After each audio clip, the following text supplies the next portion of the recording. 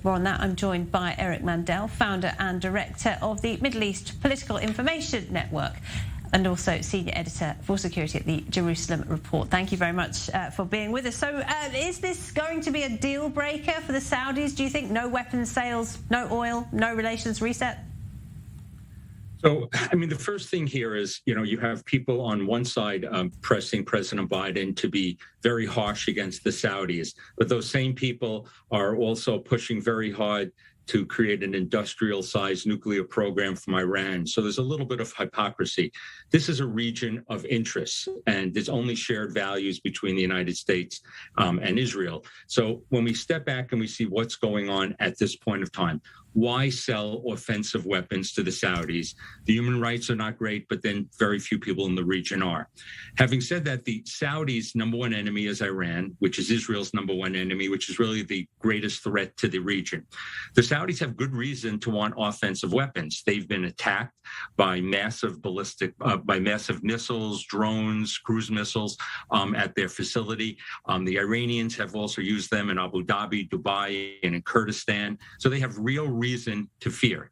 Two is what everybody says in the simplistic sense is if we sell in a quid pro quo offensive weapons to them, then maybe they'll open up the spigots of their oil.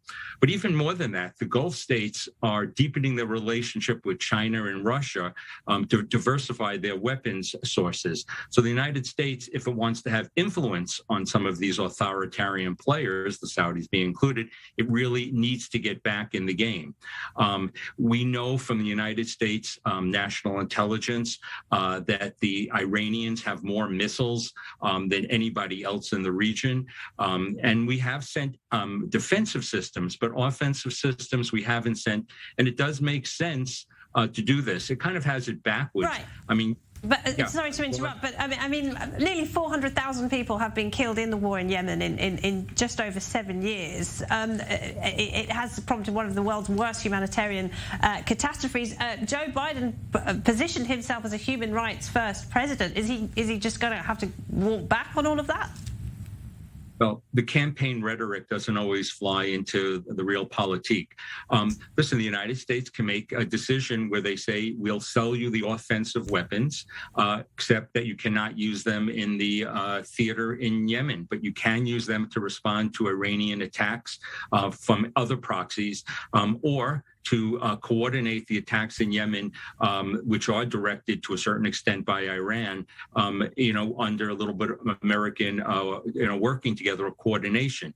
I mean, the Iranians are looking to undermine the Saudis. That's their primary target. They want Mecca and Medina.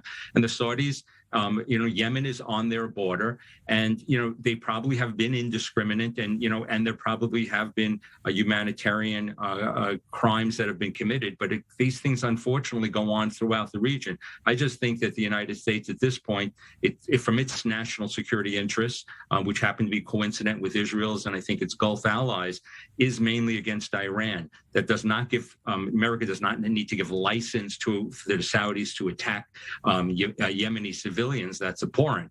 But it does mean that they can respond to Houthis that are targeting their oil infrastructure or their cities or their allies in the United Arab Emirates. Is there any way to get assurances on that? You could ask for assurances, and you can cut off, if you will, the supply. But the Saudis and the Americans and the Israelis and many other Gulf states, Egypt and Jordan, are now working with an alliance through CENTCOM, the American Central Command based out of Qatar, to have a joint response to the Iranians. So yes, I think you can get a deal now. Listen, MBS, who's the Crown Prince, has obviously calls the shots there, but he doesn't call all the shots. His father is still alive, and he hasn't consolidated all his power. But I do believe that we can have the assurances to make this work, because you still have to look at who America's primary threat is. It's still Iran. It's not Saudi Arabia. Eric Mandel, thank you very much indeed. My pleasure.